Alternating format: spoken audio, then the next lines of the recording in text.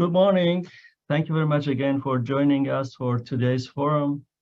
As usual, we would have some updates for you, and then it would be time for questions from anything related to what is presented today or otherwise. We have members of different parts of Office of Research as well as accounting who are usually here, and we have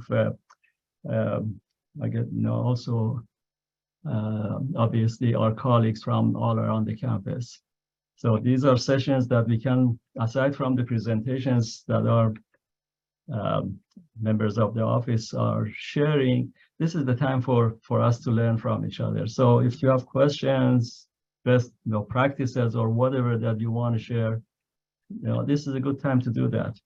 So we are going to, as usual, start with a couple of presentations from sponsored programs, proposals, and awards. And then we have a member of School of Medicine, Dr. Kate Marusina, who is the director of Office of Clinical Trials in School of Medicine. She's going to talk about their services, and then we would go to accounting and the transition from Kuali that Francisco would talk about.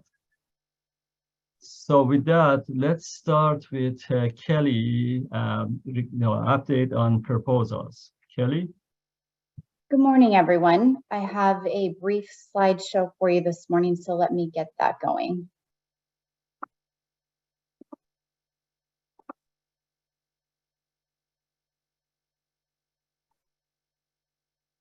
All right, so welcome to the forum for August of 2023.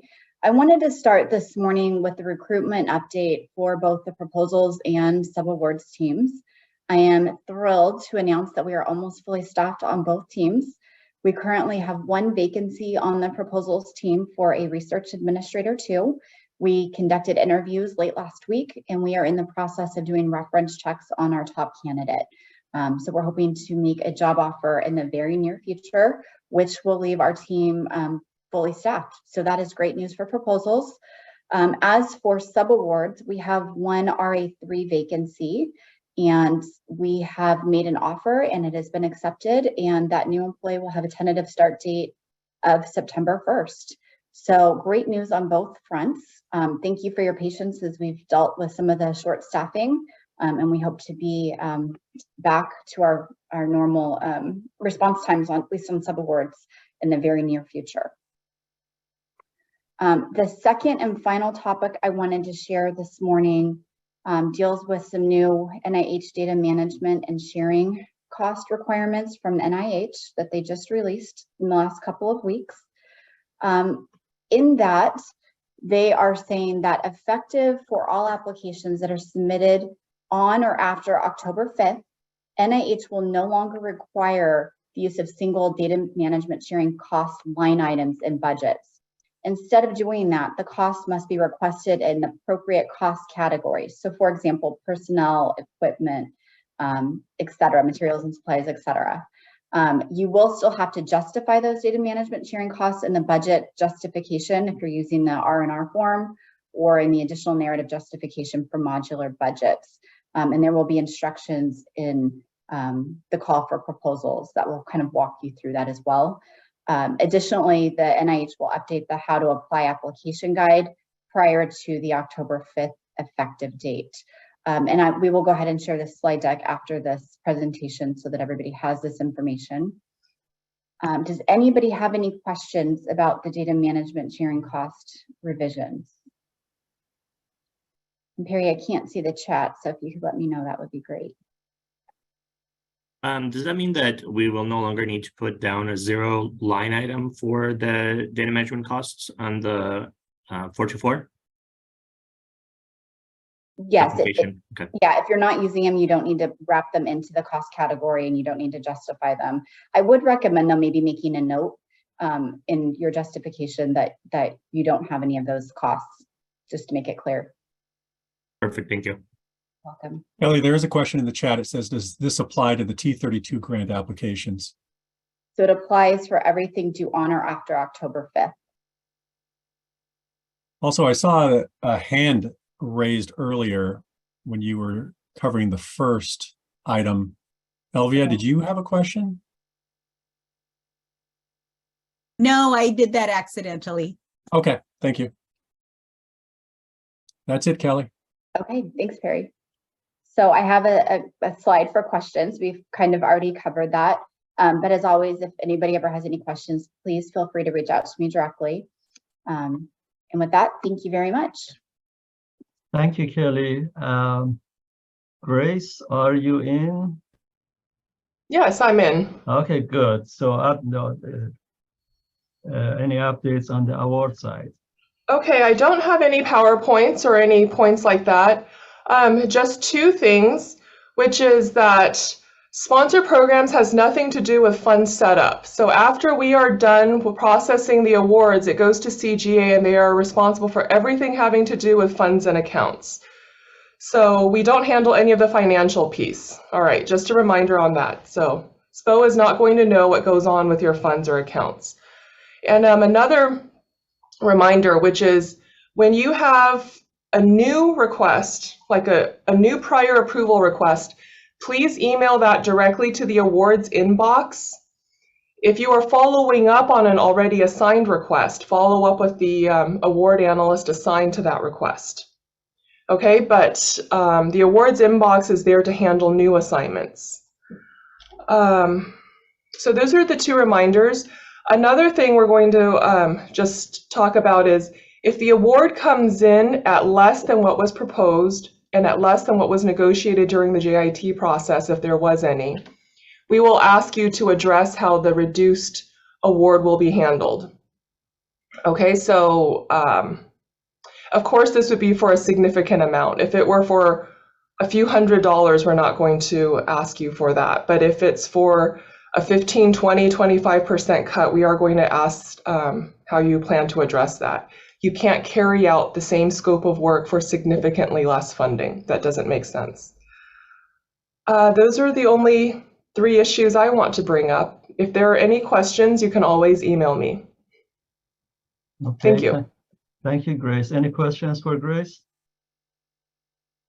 Well, we are moving along very fast. If Dr. Kate Marusina is ready, we can go to her presentation, please. Yeah, of course. Thank you, Ahmad. I'm going to go ahead and share my screen. All right. So good morning, everyone. So I'm here to represent Clinical and Translational Sciences Center, and we provide a lot of support to clinical research investigators, and a lot of that support end up being budget line items on their proposals. So we're here today to tell you about a couple of our most significant programs, and also encourage you to consult with us if there is a budget, if there's a submission that's going through that has a clinical research or clinical trial as a part of that submission. All right, I'm going to attempt to make this work. Here we go. So we have a clinical trials office, again, as a part of the Clinical and Translational Science Center. We're one of the larger units there. Jointly, we have about 16 FTEs. And I included the link here to Clinical Trials Office website that you can find in this presentation. I understand that will be distributed to you afterwards. We're all about clinical research implementation at UC Davis, which could be a very tricky process. And we hope to untangle it for the investigators and make their journey through clinical research at UC Davis a little bit smoother. So our team consists of highly trained clinical research coordinators. We have 2 senior clinical research coordinators, 2 CRCs, and 1 assistant CRC. We have a regulatory analyst who helps with IRB submissions, participant recruitment specialist, and I'm going to highlight that team in the next slide. It's a very active team that helps with the recruitment methodologies for clinical research projects. EMR research functionalities is also part of our group, and that team creates workflows within the EMR that helps research to go smoothly.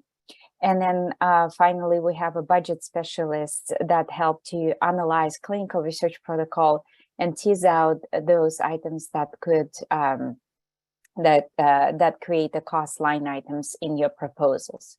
So typically there's an intake process for your researchers. You can send them directly to me.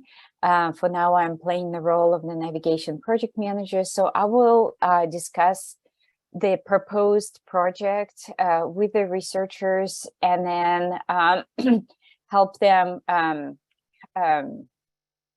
to find or connect them with the right people in my team and beyond my team that may contribute to successful implementation of their clinical research project.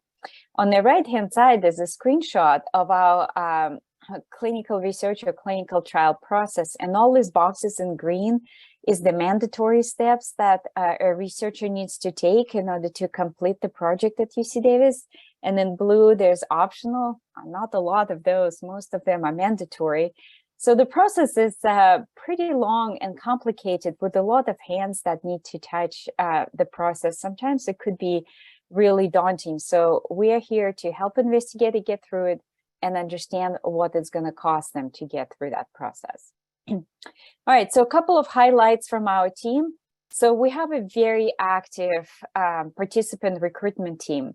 If you can't enroll participants in your clinical research study, you cannot get that study completed. And sometimes it's the biggest stumbling block is how you find appropriate participants in your study, how you recruit them and retain them in your study.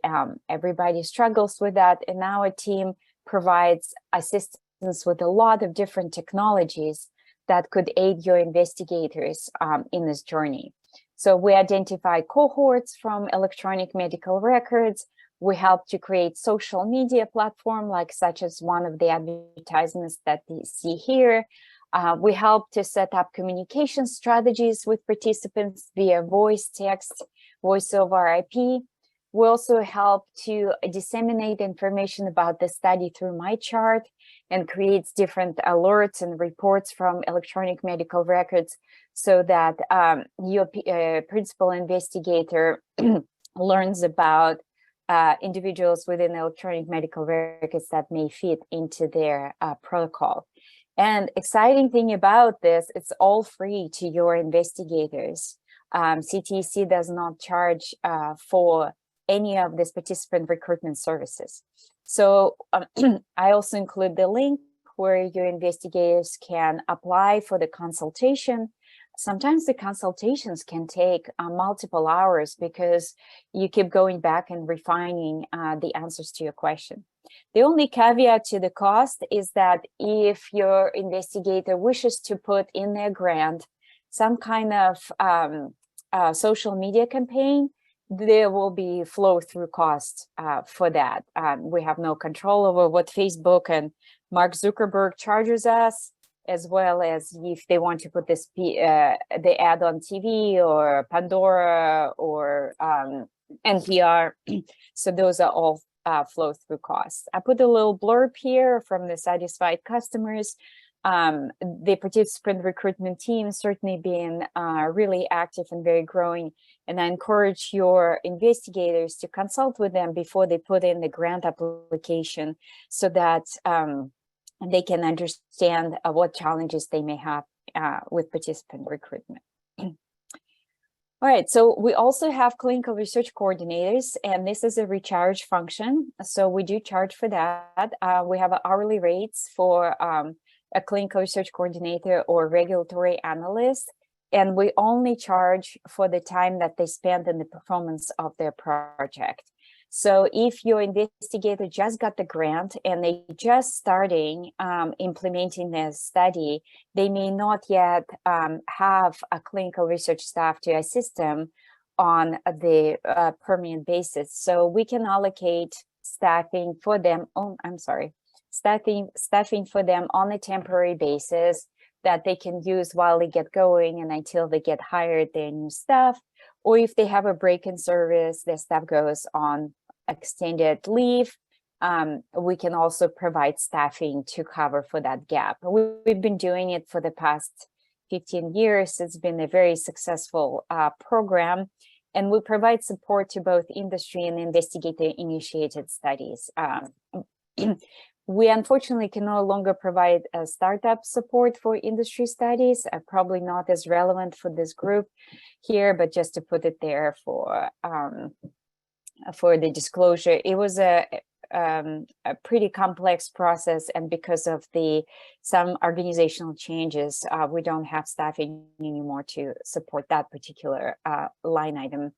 But we have a new emphasis to support investigator-initiated studies. So again, if one of your investigators is writing a grant, which they seem like they do every 2 weeks, for the grant that has a clinical research component is where we really can provide additional support. And these individuals who are case scholars, early stage investigators, and NIH grantees have an opportunity to receive discounted services for our clinical research coordinators and regulatory support. I put the link to apply here. The request for discounted support is reviewed by Dr. Wan and a committee comprised of other CTSC investigators. And if approved, that investigator can save a lot of money on the labor costs. And then some of those grants and awards, they're very, very small. And even with the cost sharing of the investigator time, it still may not be enough. So this could be a really great opportunity for some of the early career investigators to shave off some costs by utilizing clinical trials office coordinators. And please ask any questions. Otherwise, I'm going to go through the slides, but feel free to raise the hand and ask questions. Okay. And so then we're coming to the grant budgets. So I named a couple of support services that we provide, such as participant recruitment, which is again no cost unless you're running a social media campaign, and then clinical research coordinators and regulatory, which comes with a cost, but you could receive discounted support if you're early career or case scholar. But there are many, many other line items that could contribute to the cost in your proposal. And sometimes it's difficult even for us to figure out all the different cost components that may go into the project. Often investigators come to us and they didn't take in consideration some of those costs, and then becomes really challenging to conduct their clinical research project. So we have created a really cool tool that I provided to Ahmad, and I think he's going to distribute it to you all. It's a great bedtime read, really exciting. It goes through a number of questions that helps investigators to think about their protocol and tease out those line items from the protocol that may contribute to the cost. And some of them could be really surprising. For example, if the clinical research protocol collects blood samples, right? And we can think about, well, there's a cost to go to UC Davis lab and draw the blood, but that's not just that. It's the time for coordinator to assist a participant to go to the blood draw station. Sometimes coordinators have to spin blood themselves, and so that's the time of the coordinator. Then you have storage costs. Somewhere the samples need to be stored. Often your researchers have to transport them from the main campus to the health campus and vice versa. So there should be storage costs. There will be dry ice costs. Maybe they're shipping the samples to their collaborator, I don't know, in Utah. And so there will be shipping costs and the label costs. And this accumulates really fast. You ship 100 samples and it's a giant cost. So this form that we have created is really like a dialogue between the PI and his study team and us and other entities at UC Davis in order to really open their eyes to what the cost of clinical research protocol may be here at UC Davis. I think it's 11-page document.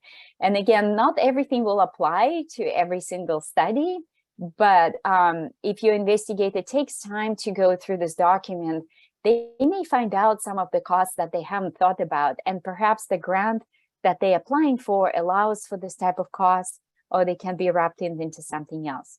But I'll go ahead and continue. Yeah, I think Ahmad is going to distribute the slide deck as well as this document, which we call the feasibility template. So we have a new staff in our team, Jackie Dalkey, and she's our clinical research finance manager. And she's been instrumental in modifying and honing this unified feasibility template. So she can help you investigators to identify some of the costs that will need to be included into your grant budget. Or if the grant is already received, it's still really good to know what things are going to cost you, even though we may have not caught them ahead of time. So she will also help to convert these costs into grant-specific budget template because the translation between what things really cost us and what the budget grant template may be sometimes tricky. All right, and then, okay, and then we have a new offering for your PIs, also at no cost to them, is a clinical research implementation course. It really teaches nuts and bolts of everything I was just talking about: how to enroll patients, how to keep the paperwork, how to create databases for your data collection, how to stay solvent and compliant with all the IRB regulations. So as if a PI was a clinical research coordinator. And we think that this is a really important knowledge so that PIs don't just like wave their hands and like say, oh, my coordinator is going to do it, but really understand what it takes to launch their clinical research project and see it to successful completion. It's a pretty intense course. It takes 100 hours of their time over the course of 10 weeks, but they're working on their own study during that time. We don't use sample protocols and sample, sample studies. They use their own study and take them from step to step. They read academic training documents, and then they apply the knowledge that they learned through that in discussions with 12 different experts in clinical research. And by the end of this class, they will know a lot more about how to operationalize their clinical research protocol at UC Davis. We have the first cohort that has successfully completed, very exciting. And our next offering will be in January 2024. So if you have a junior investigator who really wants to learn how to do this right, this is the course for them. And again, I included the link for our website for the clinical research investigator implementation course. So this is it. My contact is here. I'm happy to answer any questions that you may have. I'm going to look at the chat. So yes, the copy of the deck and the feasibility template. So T32, those are, my understanding is they postdoctoral fellows. We're really focusing on clinical research studies. So if the fellow is working on a human subject protocol, then yes, it will apply. But we're really not specialists in animal studies or anything that comes before human. Great. Thank you very much, Kate. From what I remember, I mean, this service, I mean, Kate went through so much, and this office is doing so much. Before this office was put together and became operational, I remember that like we would negotiate agreements, and the agreement expected to have, let's say, 20 subjects enrolled, and 2 years later there were 1 subject only. If that's the only part that this service provides, which I know that's not the only part, there are so many other things that Kate's group does. If that's the only thing that they are doing, and that, I mean, it pays for everything. These days, it's rare to see a study that doesn't enroll like 15 years ago, and that's all because of what this team is doing. Thank you very much, Kate. And Yeah. that recruitment Thank is, you very is much. great. It just, I mean, you know, what you have been able to do to, I mean, you know that if recruitment is not done, then the money doesn't come in. And now, you know, Yeah, exactly. so anyway, thank you, Kate. Any Yeah, other appreciate it. questions for Kate? Okay, well, as Kate said, Perry would make arrangement for sharing of documents. I see already the PDF document is in the chat. So we'll go forward. Again, thank you, Kate, for being here. I appreciate it. Thank you, Emma. Sure. So next, James from accounting.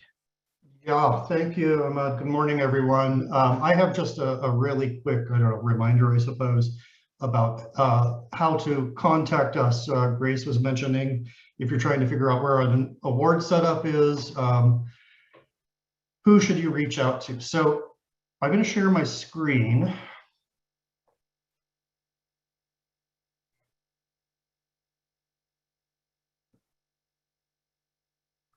And hopefully the contracts and grants accounting page is coming through. Let me just go ahead and drop this in the text box as well, chat box.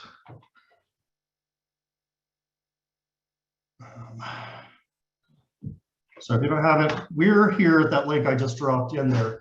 But at the bottom of this front page of ours, there's a box that says contact CGA. So depending on what question you're trying to get answered, you know, go to one of these links.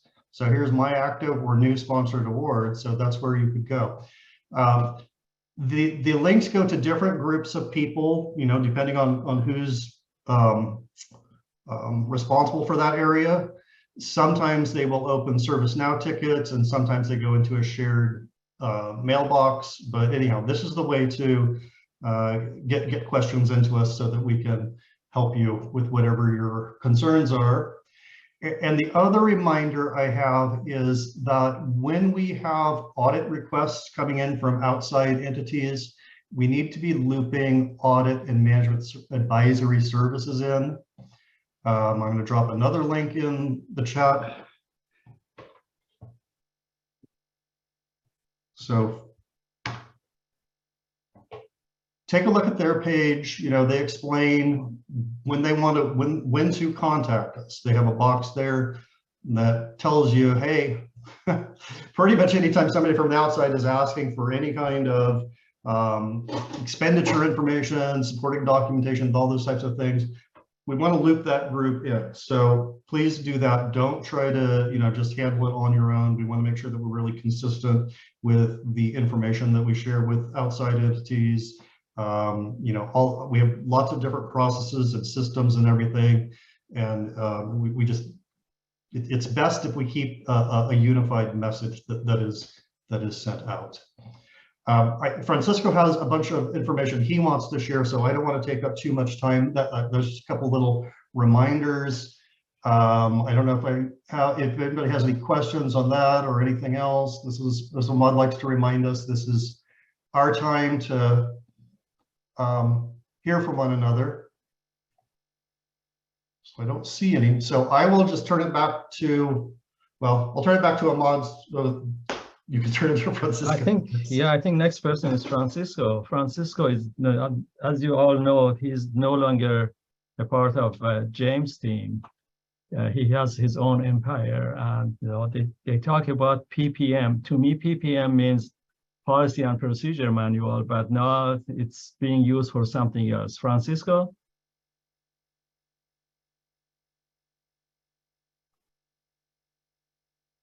Is Francisco talking or not yet?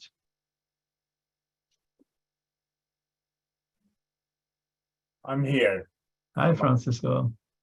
Sorry, I accidentally muted. That's okay. Okay. Aggie Enterprise going live date is drawing closer. So the purpose of this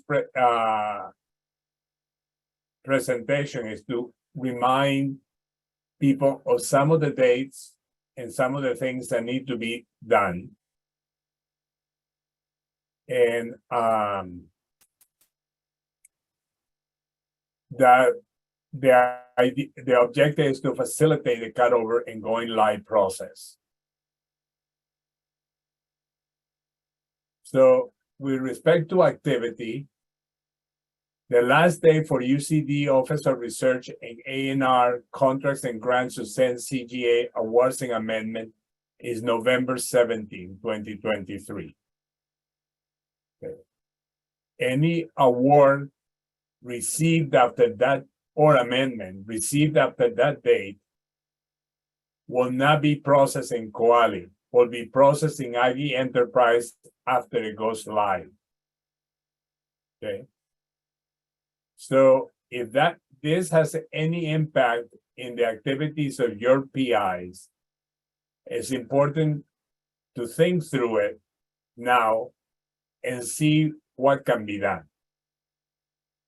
The last day for CGA to create new sponsor awards or process new amendments is November 20, 2023. And the last day to create new expense account for sponsor award is November 21st. The reason for those dates are in Oracle, an award in Kuali becomes an award, and each one of the expense accounts will become a project. And we'll start doing the migration on November 22nd in the morning. So therefore, all those new expense, if there's expense accounts created after November 21st, they will not be migrated.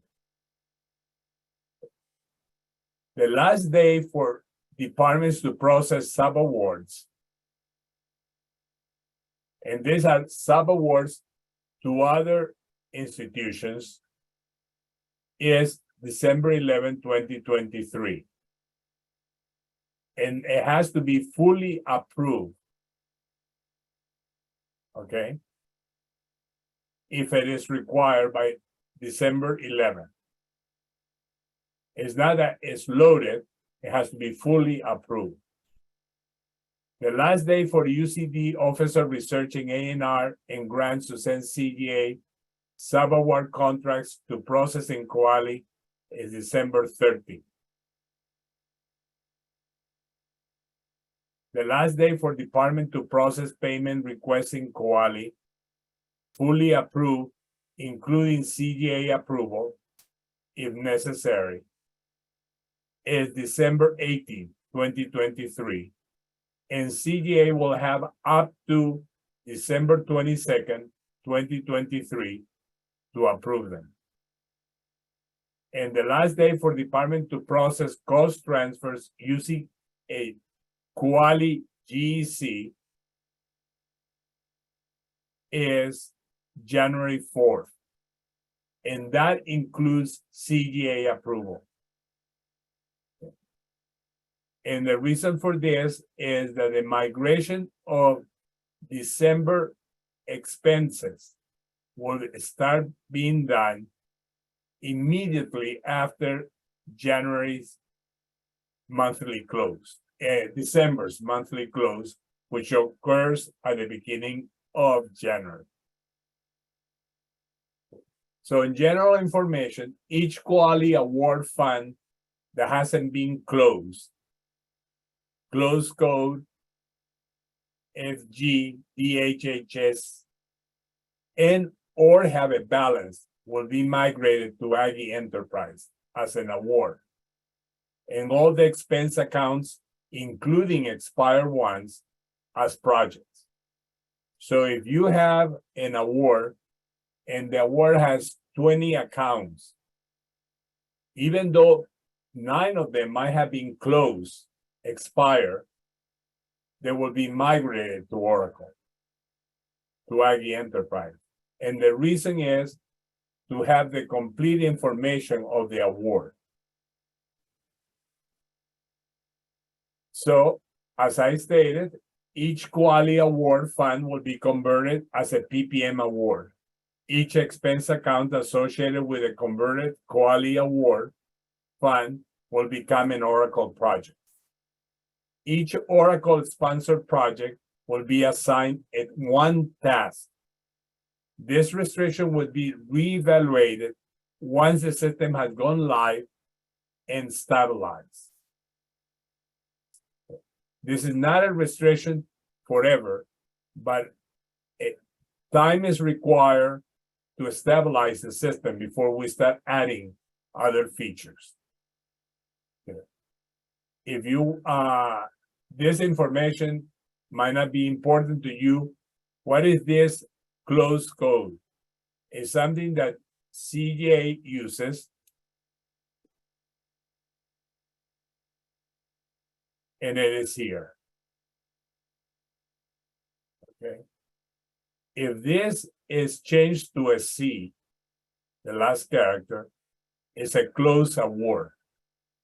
That will not be migrated unless it has a balance.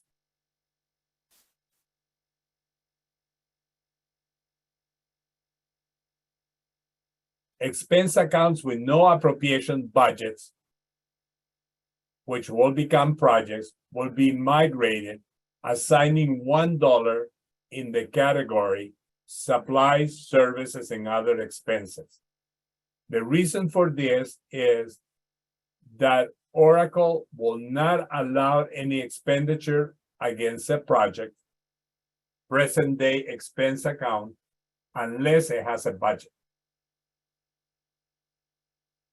Expenses will be converted to Oracle as balances for natural account.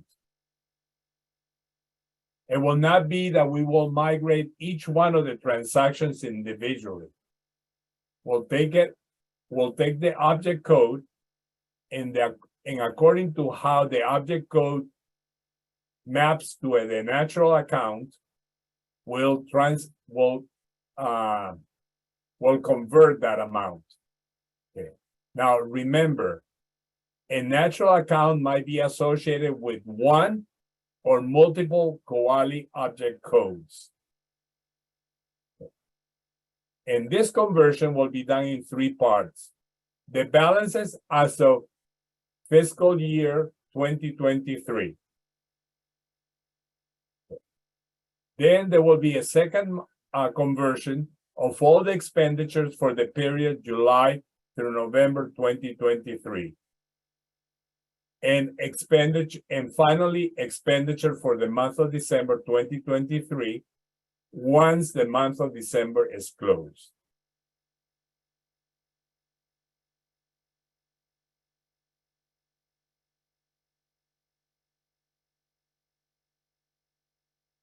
Once the conversion is completed and the reconciliation done, CGA PPM team will create the Coshare projects manually in Oracle. So if an award has a Coshare requirement, a Coshare project will be created and associated to that award. And therefore, from then on, you will just charge that project for the cost share. No expenditures will be migrated to the cost share project. So in order to have the complete cost share of a project that is migrated to Oracle, it will consist of 2 parts. The part that is in the present cost share system, which will continue functioning. The only thing is there might be restrictions in you moving expenses, and the part that is charged to that new cost share project. It will be necessary to create a task for each fund source that will fund the cost share expenses. Once the conversion is completed and the reconciliation is done, CGA PPM team will associate the sponsored capital and fabrication projects to the awards manually in Oracle. So if there is a capital project or there is a fabrication project, that is associated to a sponsored award, CGA and the PPM team will associate that project to the award manually in Oracle. The migration of the capital projects and fabrication projects is being handled by the capital group in general accounting. And in case you have questions, you can contact Courtney Finn.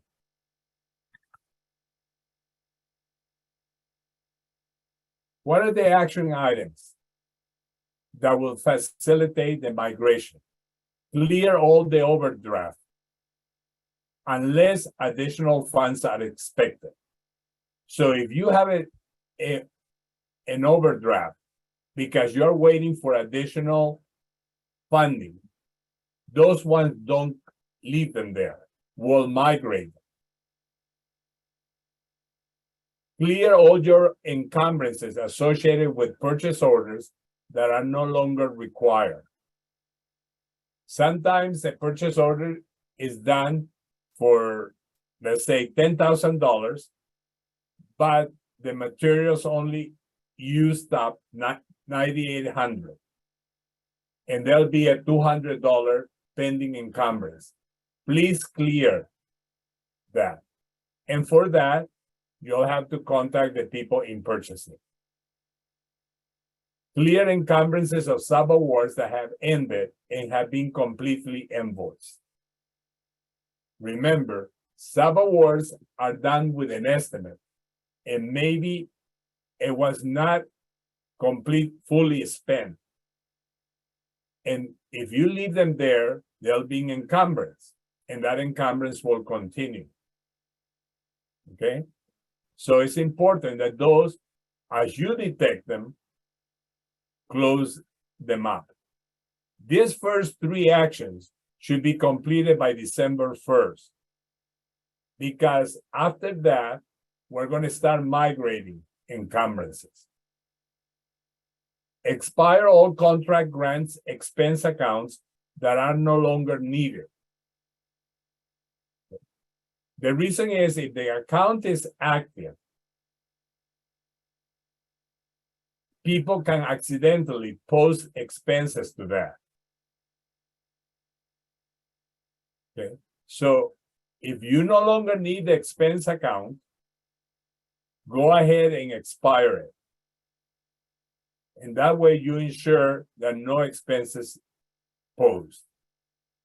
And clear all the negative budgets with the exception of leave assessment and usage. What am I referring to here is the following. This is an award. Okay. And we have a budget of $12,455 with 60. But there is $8,995.02 budgeted for general assistance.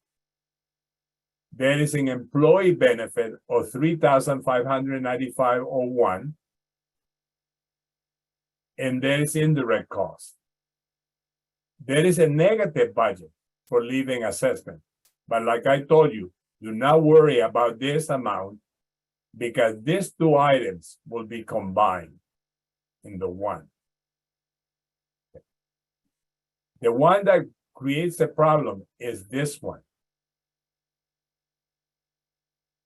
Oracle is very picky in that to manage negative budgets, it requires a lot of manual interaction, which we will not have time during migration. Therefore, this amount should be clear and it should become a regular budget. How do you detect a negative budget? It does not have this symbol at the end, a credit.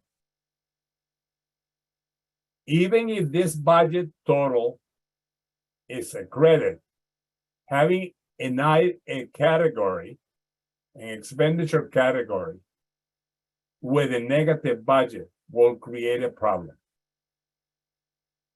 So if you detect that you have some, please rebudget.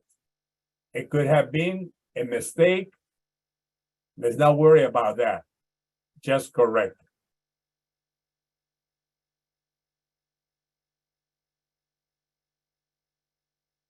If you have additional question or commentary, you can send me an email or Valerie Cruz or Stephanie Mata, and we'll respond to that.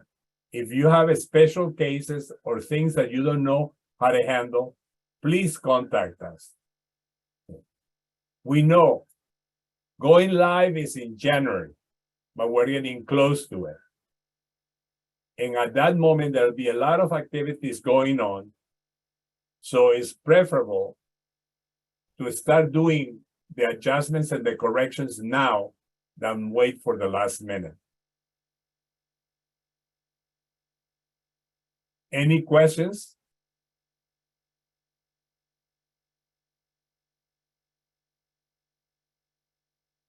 So,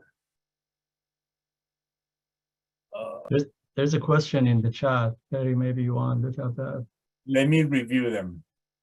And also I have to, while you are reviewing, I have to remind everybody that there is going to be a test after this. I forgot to mention it up front. So the first question is, I might have missed this, but for cost sharing, do we continue to use the current cost share application until it is created in Oracle? That's correct. You continue using that till it's set up in Oracle. So therefore, you'll continue using it up to the month of December. Then in January, you'll start charging to that new cost share project.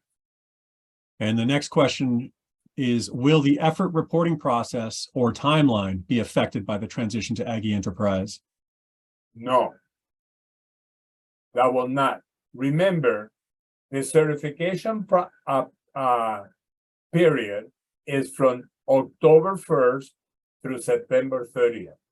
So by the time we're migrating, we're basically going to be done with, we should be near done with the certification process. In the new certification project period, will go from October 1st, 2023 till September 30th, 2024. At that time, the new system will have been updated and you'll have the information there to certify. And Francisco, another question came in. I tried to close small Aggie buy POs at fiscal close and was told by the help desk that someone had to contact the vendor and confirm that the order was closed. Who in the procurement stream is responsible for this function? Okay, let me find out. Okay, and I will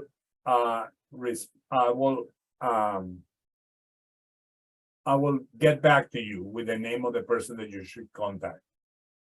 All right, that question is from Gwen Cara Monica. Okay.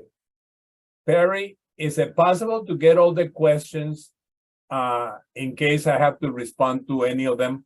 Okay. Yeah, I can send you the chat after. Okay. Another question just came in. Will any of the cutover dates affect the ability for us to process DRs or FEs in UC Path?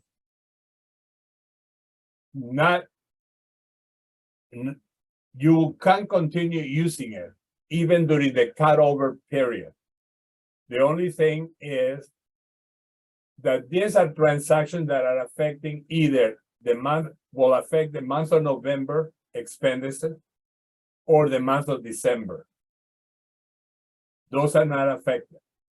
Okay, so you can continue doing direct retro, or you can do benefit transfers during that period of time. Another question came in. When will UCP start using the new COA values? It will actually be with a new system. Okay, we are already reporting to UCOP using the new values, except that you're not seeing it. It's behind the scenes. There is a table that converts them to that. I'm happy to report that the July report to UCOP was processed completely from Kuali using the new chart of accounts. Just to kind of clarify, so right now we're doing funding entries and direct retros using the current KFS structure. But what I'm asking is when will we have to use the new chart of account values for direct retros and funding entries? Will it be in January or will it be during the cutover in December, I'm assuming? January. Thank you. Sorry, I didn't catch that subtle point in my explanation.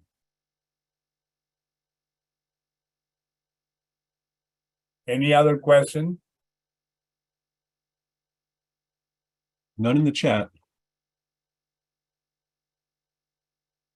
Okay, thank you very much, Francisco.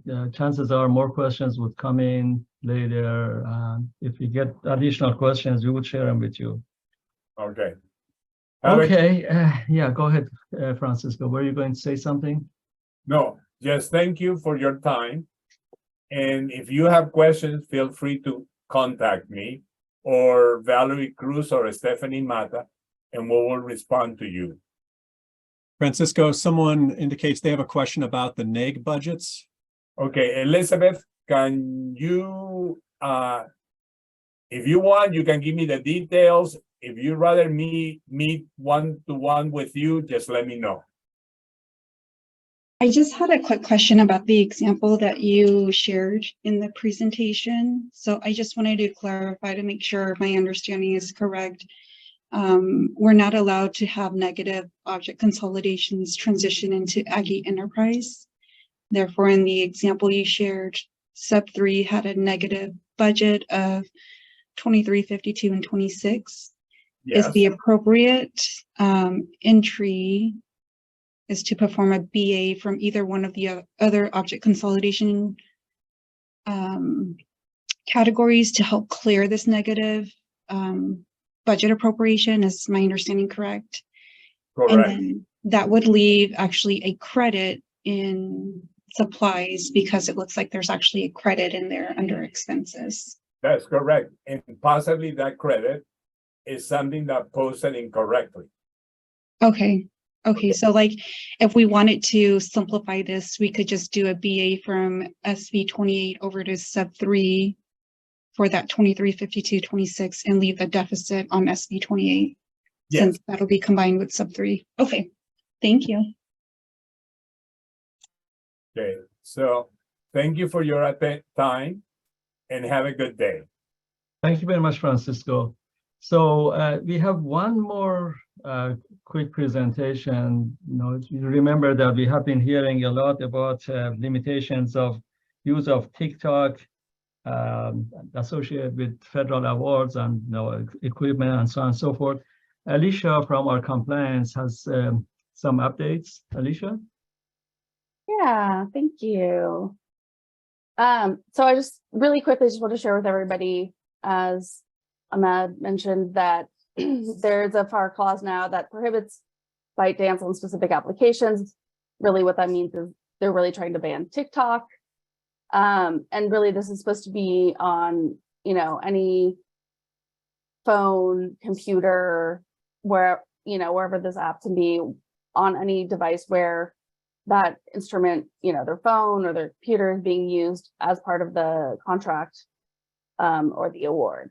So basically it applies to every device, it can be including like the, subawards, if you have an employee who's accessing information that's being used on the project, that phone would also be considered part of that. So it's not going to apply to anybody if they have a personal cell phone that's not being used, they're not doing any of the work, that would not apply. So again, basically this has already taken effect. It was announced in June and it's starting to be implemented. starting July 3rd is when that was really going to start taking effect. So PIs are ultimately going to be the ones who are going to be responsible to making sure that they're complying with this new requirement. And so how are they, faculty find out? Basically, they're going to be notified that they have this new provision from my office.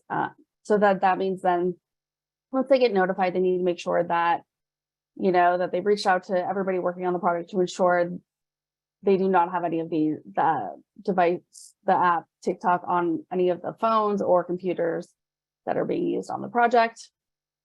So what agencies? So DoD has announced this, GSA, NASA, that they're gonna do it. And we've also actually, at Davis, we've just seen it on an NIH.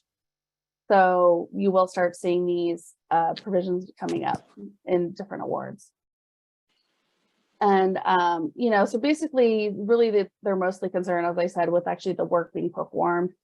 They're less concerned, you know, about more of incidental use, but really more, you know, where that research is taking place, where are those devices, that really is really going to be their big focus. And yes, they are, could be penalties for non-compliance, because they are actually putting it, you know, in their contracts and including that slowdowns. So is the US alone? No, this is not just the US. Canada is doing this, European Union, several other countries, Australia, Denmark, New Zealand, Taiwan. So I always like to answer the why question because I think a lot of people, you know, they hear about things and they want to understand it a little more. So basically they're doing it because there's they consider it a national security concern. And okay, so what does TickTock have to do with national security? It's because their parent company, ByteDance, is a Chinese company, and that there's concern that they could share the data it collects with its US users with the Chinese government. So how is TickTock different than any other app? Again, if it's a US company, they can push back if the government requests access. However, because ByteDance is a Chinese company, that in order to operate in China, Chinese companies must always turn over data to the government when requested, which in theory, you know, probably like research, but if you think about it, especially with like something like a Department of Defense awards, you know, there could be concerns about the implications regarding that. So I think that that's really ultimately the reason that this is coming around. All right, so if you have any questions, please feel free to contact my office unless there's any questions now. Alaisha, I have one question. What is the position of UCOP on the following issue? We know that lots of researchers use their personal phone to do their work too. So how does anybody control having them TickTock on their personal devices that they, you know, most probably they use for conducting their university work too? Well, and I think that's exactly what you said is going to be the biggest challenge, I think, because so much of our lives are integrated, our personal stuff with our works, you know, checking your emails on your personal device, things like that. So I think it's definitely, you know, I think UCOP is always, you know, generally wants to let the campuses do what they would like to do. But I think they do recognize that there is a concern that, you know, I think it'd be really hard to issue, you know, a general prohibition across the campus on TickTock. You know, I think that would not be, it'd be really hard to, I don't know if we would even have the capabilities to track that, to do that. So I think this is just going to end up being something where we just have to rely that, you know, we're doing our best to reach out and ensure that everybody is aware of this so that, you know, they're having those conversations with, you know, the graduate students who might be working on the projects, you know, everybody who might be, you know, like you touching the stuff using a personal device where it could be. Okay. Yeah, that's probably the biggest area of the compliance in this area. It's easy to say that don't put TickTock on equipment that is purchased by the government funds, but you know, personal you know, telephones that exactly as you said, they are being used for checking lots of things, emails or whatever related to the project. I honestly, I would like to see how that can be controlled.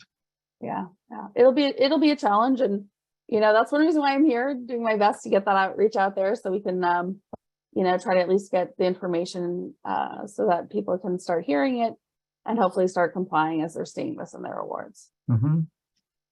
Okay. Any Well, other thank you. questions for Alaisha, or related to any of the topics that we have talked about or otherwise?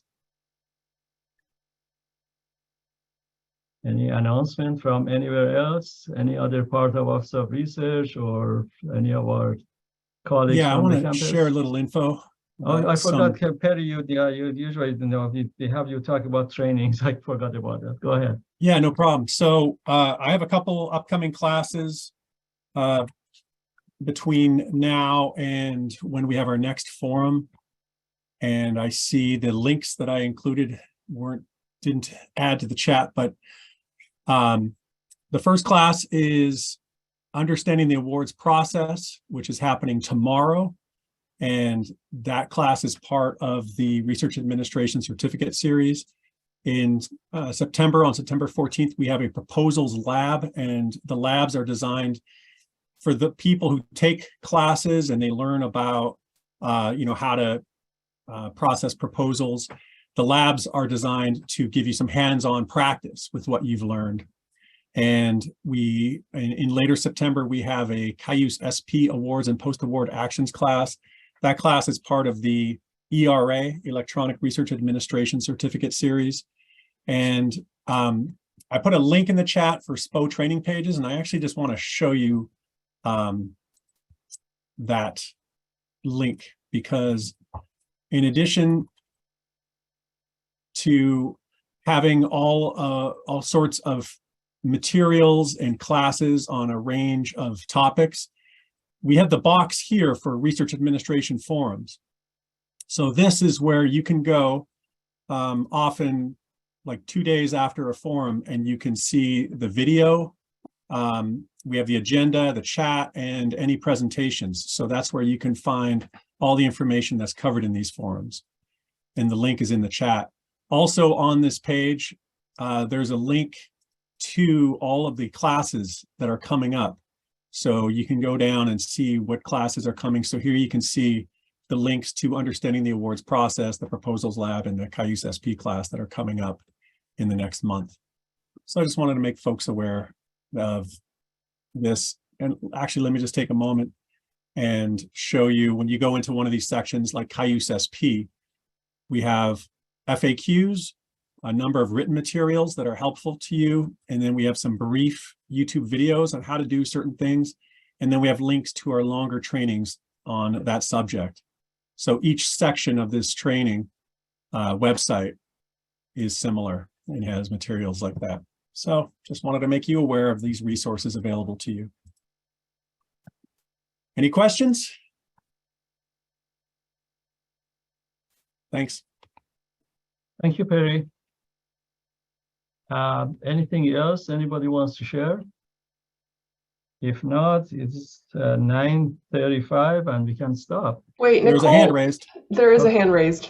Okay, go ahead, Thank Nicole. you. I just wanted to highlight something that went out in the IRB's newsletter this week, or I guess it was in August anyway, and it is related to making sure that you have planned for reliance fees if you're working on multi-site studies with a federal grant. So I've put in the chat what our announcement was related to that, and just drawing everyone's attention to that as they consider any funding they're pursuing right now. Thank you, Nicole. Okay. Anything else? Okay, thank you very much. We'll meet you or get together next month, September. Have a great rest of the day.